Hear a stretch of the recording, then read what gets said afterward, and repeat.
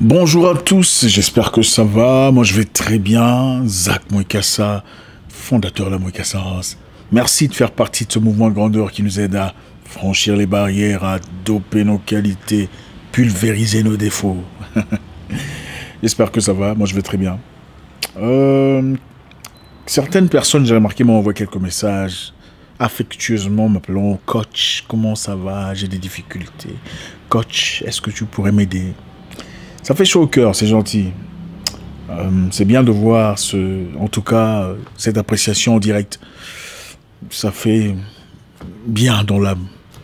Mais frère, je ne suis pas votre coach. En toute humilité, je suis simplement un humain, comme vous, qui a connu ses difficultés, ses malheurs, ses tristesses, et qui aujourd'hui partage ses expériences personnelles avec ceux qui veulent l'entendre. Je suis peut-être quelqu'un qui, à travers les difficultés de la vie, a développé un esprit chevronné, une attitude de guerre face à beaucoup de situations. Mais je ne suis qu'un individu qui partage ses expériences personnelles avec vous. J'en avais besoin aussi, on en a tous besoin. À un certain moment de la vie, on a besoin d'aide. Personne ne se suffit, c'est impossible. Personne n'est complètement autosuffisant. Autant on aime le dire, le balancer, je suis autosuffisant financièrement, socialement. Personne n'est vraiment autosuffisant. Nous avons tous besoin de quelqu'un quelque part, d'une certaine façon. On a tous besoin d'une personne pour nous apporter un plus. Une personne pour nous aider à franchir les barrières, à avancer, à progresser. Personne n'est vraiment libre. Pour avoir de l'argent, on a besoin des gens. On a besoin des clients, n'est-ce pas? Les gens disent « Ah non, moi je vivrai ma vie, je n'ai besoin de personne ». Ce n'est pas vrai. On a besoin des gens. Pour développer son intelligence, ses capacités, son intellect. On a besoin des gens pour établir une entreprise, même pas directement, mais une connexion. On a besoin de gens pour avoir la clientèle. On a besoin de gens pour savoir comment franchir certaines barrières. On a besoin des gens pour savoir comment affronter certaines situations. Ça fait partie de la vie. Dans la vie, il faut savoir quelquefois comment faire le courtier. Chez ma mère, on dit l'enfant qu'on envoie ne meurt jamais de faim. Vous comprenez un peu? Il y a des gens qui appellent ça le lèche-pied. Le lèche-pied ne meurt jamais de faim. C'est-à-dire celui qu'on dit va acheter ça, va acheter du pain, va acheter je ne sais pas quoi. Il ne meurt jamais de faim. Quand on le demande d'aller acheter du pain, qu'est-ce qui se passe après? On lui donne un petit morceau. Toi aussi, prends ça. Va acheter des tomates. Si tu vas acheter des tomates, quand tu reviens, bon, toi, prends ça. Finalement, qu'est-ce qui se passe? Tu n'avais peut-être rien au départ, mais à force de partir, acheter le pain, on t'a envoyé acheter les tomates, tu as acheté les tomates, on t'en a donné un peu, on t'a envoyé acheter du charbon, on t'en a donné un peu. Finalement, tu as le pain, tu as les tomates, tu as le charbon. De quoi faire à manger?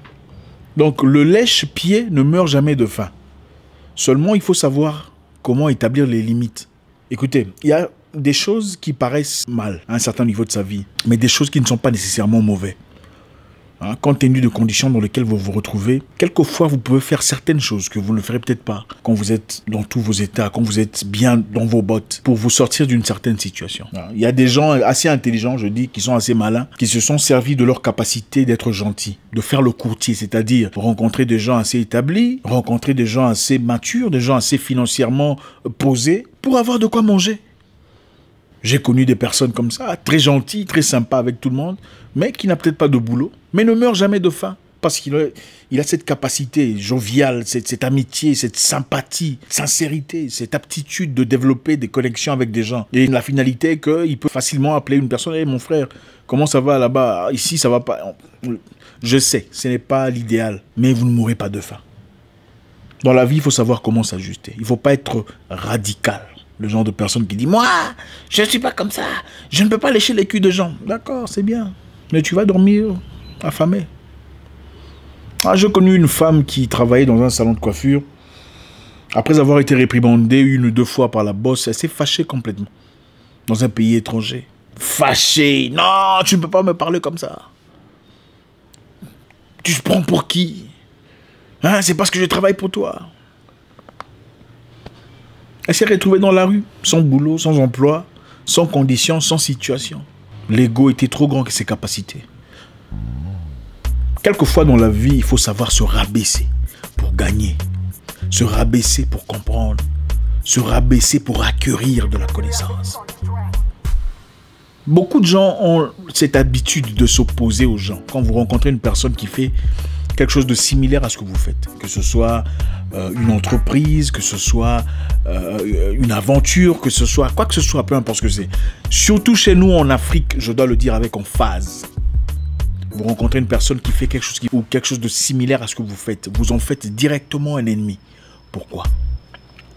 Et même si il se pourrait que cette personne soit plus avancée, plus outillée, plus expérimentée que vous ne l'êtes, au lieu de vous associer à cette personne gentiment ou de l'aborder simplement avec sincérité et humilité, vous boudez la personne. Pourquoi on fait ça?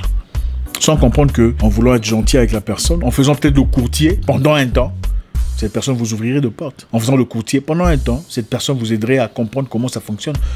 En Afrique australe, pendant que j'y étais, j'ai connu un jeune homme très réussi dans le monde de sécurité, les entreprises d'établissement de sécurité. C'était parmi les étrangers l'une des personnes qui s'établissait le mieux. Et il a eu beaucoup d'ennemis, en tout cas pas par rapport à ce qu'il faisait, pas par rapport à sa méchanceté, simplement parce que des gens comme lui, étrangers dans ce pays étranger, n'ont pas aimé le fait qu'il réussissait. Quel était leur commentaire? Ah, lui, il pense que c'est lui qui a commencé ça. C'est lui qui va finir le monde de la sécurité. Nous aussi, on va y arriver. Ah, lui, il pense que parce qu'il a déjà plusieurs contrats, ça veut dire que les contrats sont finis. Nous aussi, on va y arriver. C'est de la mauvaise mentalité. Ce n'est pas comme ça qu'on progresse. Pour progresser dans la vie et le courage d'aborder une personne. Mon frère, comment tu as fait pour arriver à ce niveau? Comment tu as atteint Comment es-tu devenu aussi raffiné dans tel ou tel endroit?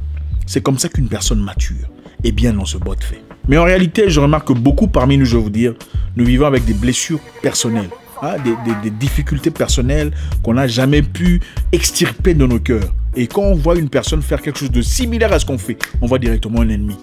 Ah, lui là, d'ailleurs, ce qu'il fait, c'est pas bien. D'ailleurs, ça ne se fait pas comme ça. Même à l'église. Même dans nos églises, c'est les mêmes histoires. Combien de fois voyez-vous un pasteur prendre une vidéo d'un autre pasteur qui a bien prêché sur un sujet et partagé sur son... Combien de fois voyez-vous un pasteur africain prendre une vidéo d'un autre pasteur qui n'est pas affilié? Mais le fait d'avoir apprécié simplement ce qu'il fait comme boulot, il dit, bon, je veux vous partager cette vidéo d'un pasteur que je ne connais pas. Regardez, il a fait du bon travail. On n'en voit pas. En tout cas, moi, je n'en ai pas vu. Combien de fois voyez-vous un pasteur dire, bon, dans ce domaine-ci, mon frère, je te recommande pasteur tel. Parce que lui, il est fort dans ce domaine, la psychologie, sur le plan psychologique, ou démonologie, ou je sais pas, peu importe ce que c'est, va voir pasteur tel. Jamais. Lui, il connaît tout.